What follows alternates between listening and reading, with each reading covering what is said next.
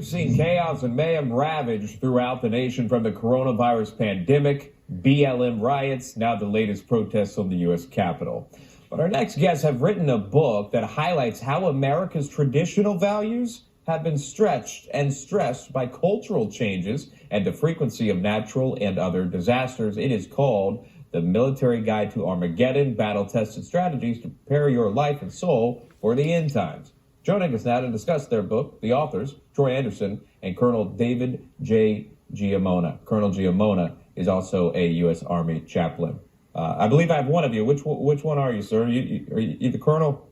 All right, Colonel. Good to see you. Yes. Thank you for coming on, and it's very good to see you. Before we get started in discussing the book, it was actually released the day before protesters stormed the Capitol building. Was that planned? Was that a coincidence?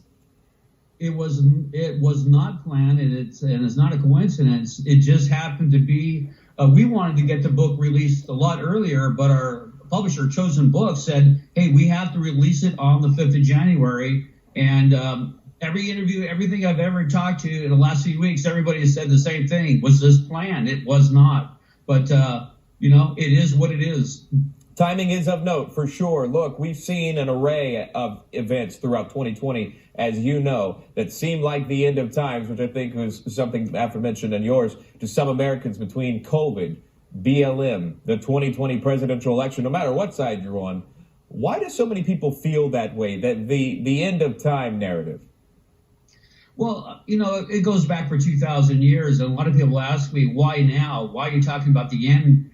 We've been talking about the end times in the Bible perspective for 2,000 years. But since 1948, May 14, Israel became a nation. All those prophecies have kicked in from Isaiah and other books of the Old Testament. And now we're seeing all the signs come together right now in America and around the world. It's global. So there are a lot of signs going on. We can talk about those if you would like to. Troy Anderson, one of the authors, co-authors of the book, now joining us live. Troy, good to see you. If you don't mind weighing in on the book, we were talking about it, what the riots that we've seen, the pandemic that we've seen, the hotly contested elections that we've seen. How does your book correlate with all of that?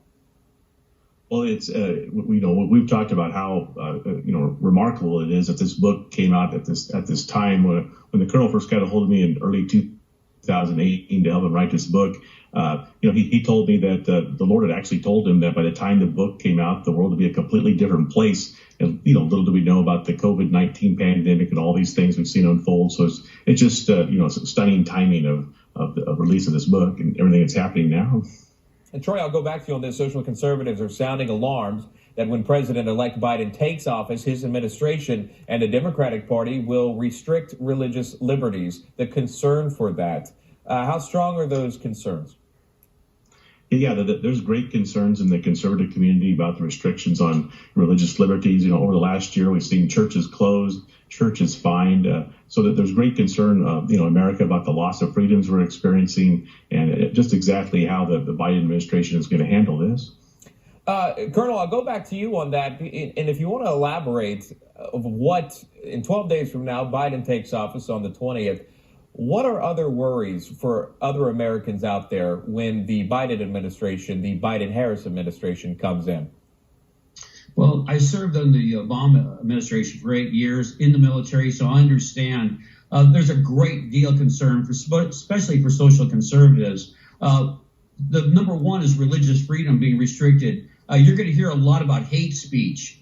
Christians have a lot of hate speech because we uphold biblical values. That's one of many, many concerns that are going to go on. And I think at this point, and the reason we wrote the book, we have to get a backbone. We have to stand for religious freedom and everything else we believe in, because our faith is going to be tested in the next 4 years.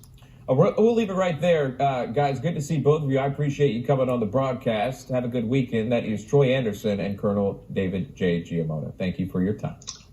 God bless.